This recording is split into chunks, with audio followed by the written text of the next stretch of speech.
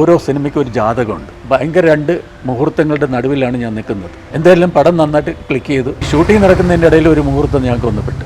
ഒരു scene balance ഉള്ളപ്പോഴാണ് റാണി ചന്ദ്ര ദുബായിൽ ഒരു പ്രോഗ്രാമിന് വേണ്ടി, ഒരു നേരത്തെ ബുക്ക് ചെയ്തൊരു പ്രോഗ്രാമിന് വേണ്ടിയിട്ട് നമ്മൾ പെർമിഷൻ കൊടുത്ത് പോയിട്ട് വരാൻ പറഞ്ഞു. പക്ഷേ നമ്മൾ ക്ലൈമാക്സ് ഒക്കെ ഷൂട്ട് ചെയ്തിട്ടുണ്ട്. ഇടയ്ക്കൊരു സീനുണ്ട്, ലിങ്ക് ചെയ്ത സീൻ. ഇതുവരെ വന്നിട്ട് എടുക്കാമെന്ന് പറഞ്ഞു. പക്ഷേ ഇവർ ആ ദുബായ് പ്രോഗ്രാം കഴിഞ്ഞ് തിരിച്ച് ബോംബെയിൽ വന്ന് ട്രിവാൻഡ്രത്തേക്ക് വരുന്ന ഫ്ലൈറ്റ് എയർ ക്രാഷ് ചെയ്ത് അവരെ കുടുംബം മൊത്തം അതിനകത്ത് മരിച്ചുപോയി. അപ്പോൾ നമുക്ക് ഒരു സീൻ പിന്നെ ബാലൻസ് ആണ്.